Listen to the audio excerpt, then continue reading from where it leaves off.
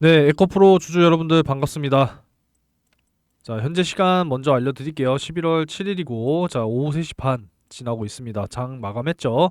자, 오늘 에코프로 3.74% 상승 마감을 해줬습니다만, 오늘 아무래도 이제 시초가보다 아래에서 마감을 할 것으로 보여지고 있기 때문에, 일봉상으로는 음봉으로 마감이 되는 하루입니다.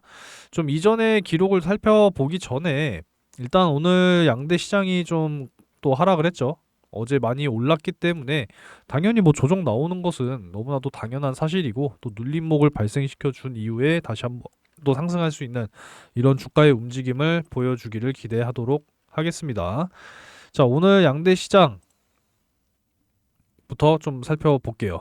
자, 2.3% 그리고 1.8% 이렇게 마감을 했는데, 자, 코스닥 같은 경우에는 이제 마이너스 2.8%까지도 빠졌었습니다. 오히려 이제 이 코스닥 같은 경우에 사이드카, 어제는 또 과매수로 사이드카가 걸리더니 오늘은 과매도로 또 사이드카가 발동됐습니다.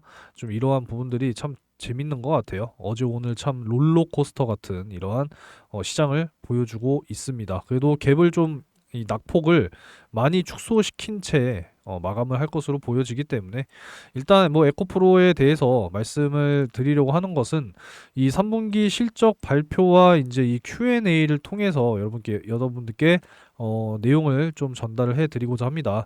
자, 전달 드리기 이전에 자, 오늘 11월 7일 요 당일 상한가 검색식을 통해서 하이트론이라고 하는 이 종목이 포착이 됐어요. 포착이 이렇게 되면서 여러분들께 매수하실 수 있도록 또 안내를 해드렸고 장 시작하기 전에 안내를 해드렸기 때문에 충분히 대비하시고 준비하셔서 매수하실 수가 있었겠죠.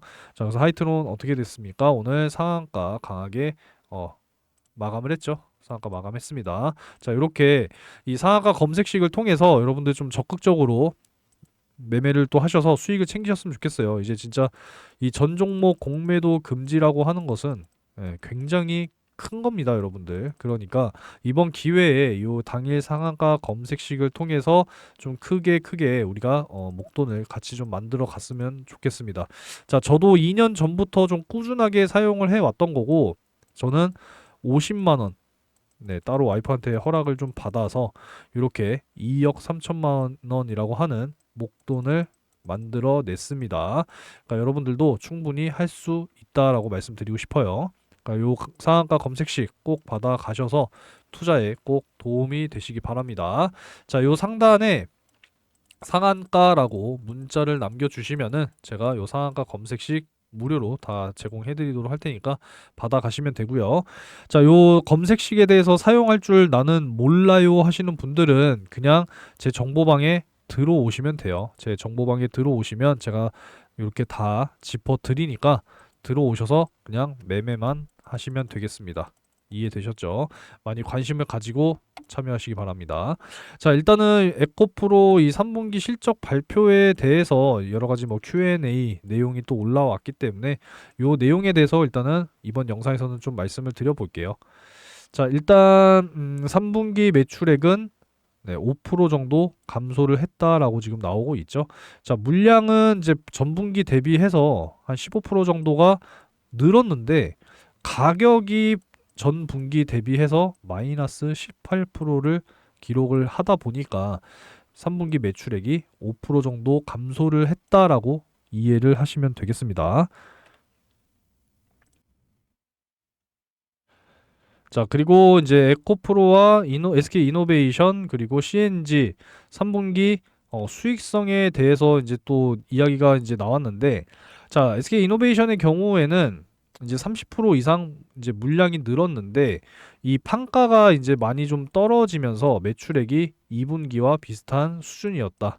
그리고 CNG의 경우에는 이제 어떤 원료를 투입하느냐에 따라서 매분기 실적이 이제 또 달라진다라고 하는데 자, 이 3분기에 메탈 가격이 이제 많이 떨어져서 부진한 실적을 보이고 있다라고 하죠. 그래서 이제 에코프로 BM 지금 이 3분기 실적이 좋지 않게 나왔던 원인이 바로 이러한 내용들이 다 있다라는 겁니다. 자, 그래도 에코프로는 이 수직 계열화 형식으로 긴밀한 협업을 통해서 재고 관리 이런 강화 등을 위해서 수익성 향상을 위해서 노력 중이라고 하니까 너무 걱정하지 않으셔도 될 것으로 보입니다. 자, 그리고 이 캐파 운영. 자, 1분기에서 3분기까지는 이 전동 공구향 매출은 정체 내지 감소됐다라고 이제 또 결론이 나왔어요. 그리고 이제 EV 향으로는 판매량이 증가가 추이가 된다라는 부분 확인하시면 되겠고, 자, 이 포드 판매 계획 변경이 당사에 어떠한 영향을 미치는지. 자, 최근에 이제 포드에서 전기차 투자를 당분간 보류한다라고 나왔죠. 그러다 보니까 이제 SK온에서 또 타격을 받을 것으로 생각을 했고, 자, 그리고 이 에코프로에도 어떠한 영향을 미치는지에 대한 또 질문이 나왔었습니다. 자, 그래서 최근에 포드가 이제 또 판매 계획 변경이 있었죠. 두 가지 이유가 있는데, 자, 올해 수요 공급 밸런스를 맞추기 위해서 포드사의 일부 딜러들에게 기존의 주문을 취소하고 2024년 모델을 해당 딜러에게 우선 배정하는 계약 변경이 있었다라고 합니다. 자, 이 과정에서 취소 물량 일부가 보도자료 형태로 좀 이렇게 공개가 되었다고 해요. 그리고 이 포드사가 이 FC150 라이트닝에 대한 본격적인 생산량 확대를 앞두고 포드가 더 고도화된 품질 점검 진행을 위해서 생산량 조작을 또 계획을 했다라고 합니다. 자, 그리고 출시 예정인 이 테슬라의 사이버 트럭 출시 시기에 맞춰서 이 계약 이동이 또 된 것에 대해서도 이 포드 픽업 트럭에 대한 인기와 고객 충성도 관점에서 좀 일시적인 현상으로 보여지는 거기 때문에 어차피 중장기적인 판매 계획과 증설 투자 계획에 미치는 영향도는 미미하다라는 겁니다. 자, 그러니까 결국에는 뭐예요? 단기적으로 안 좋을 수는 있으나 어차피 중장기로는 전망이 좋아요라고 이야기하는 겁니다. 좋아요. 그쵸? 그러니까 여러분들 영상 보시면서 좋아요도 한번 눌러주세요. 뜬금없지만 아시겠죠? 자, 그리고 또 넘어가 보도록 하겠습니다. 자, 결국에는 이제 이 요 양극재가 또 중요한 거잖아요. 양극재 판매량 대비해서 수산화 리튬 판매량이 많이 늘어나는 이유에 대해서도 또 질문이 있었습니다. 그래서 생산 계획, 재고 계획이 월별로 차이가 있어서 일관되게 변하지 않는 부분이라고 하고, 수산화 리튬 경우에는 뭐 내부뿐만 아니라 외부의 고객도 발굴을 해서 현재 판매 중이라고 합니다. 자, 그리고 좀 뭐 한번 쭉 넘어가 볼까요? 자, 지금 이러한 전망이 있어요. 지금 양극재 생산량이 가이던스에 대해서 4분기는 시장 상황 고려했을 때 좀 어려운 시기가 될 것이다라는 이야기가 나오고 있다 보니까 뭐 연말까지 기대하지 말자고요. 그냥 내년을 기대하면 됩니다. 내년. 어차피 단기로 볼 거 아니잖아요. 장기로 봐야 되는 부분이기 때문에 네, 2차 전지 걱정하지 마세요. 어차피 장기적으로 가는 시간 싸움입니다. 아시겠죠? 자, 그리고 전기차가 계속적으로 이슈를 받아야 되는 이유, 시장이 커져 가야 되는 이유는 바로 여기에 있어요. 탄소 감축. 자, 유럽 시장의 경우에는 이 헝가리 생산 거점을 좀 구축을 하면서 이 신재생 에너지 구매 계약에 대한 부분들을 계속적으로 체결을 하고 있고, 북미 시장도 마찬가지로 동일한 방식으로 계획 중이라고 합니다. 그러니까 결국에는 이 탄소 감축, 자, 이거는 전 세계 공동의 목표잖아요, 목표. 지구 온난화가 가지고 오고 있는 그런 현상에 대해서 여러분들 진짜 심각하게 고민을 하셔야 됩니다. 자, 이 탄소 감축은 공동의 목표이기 때문에 결과적으로는 이 전기차, 뭐 수소차 이러한 것들의 시장 규모는 커져야 될 수밖에 없습니다. 자, 그리고 이제 뭐 내용이 또 여러 가지가 있는데 핵심만 또 보도록 할게요. 그냥 니켈 가격보다 리튬 가격 하락폭이 지금 더 크다라고 하죠. 그래서 1분기부터 이제 3분기까지 요 가격을 보시게 되면은 반토막이에요. 반토막. 1분기에 비해서 3분기가 반토막이 났기 때문에 결과적으로는 손실이 발생할 수밖에 없는 거죠. 그리고 4분기에 지금 리튬 가격이 여기서 더 떨어지면 안 되기 때문에 어차피 뭐 하락세가 이어지더라도 그 폭이 크지는 않을 겁니다. 자, 그리고 뭐 또 여러 가지 내용이 있지만 그냥 핵심적인 부분만 말씀드릴게요. 너무 시간이 오래 걸리니까. 자, 뭐 여기까지네요. 결국에는 이제 이런 부분들을 또 전망을 해봐야죠. 배터리 상황에 따라서 수요 조정이 있는 시기가 바로 4분기가 될 것이고 물량 측면에서도 하향 조정이 더 있을 것으로 지금 전망이 되는 부분이고요. 자, 3분기 메탈 가격이 4분기에 많은 영향을 줄 것이다라고 이제 전망이 되고 있기 때문에 뭐 4분기 가격도 3분기 대비해서 더 하향 조정을 받을 수 있을 거다라고 지금 전망이 되고 있습니다.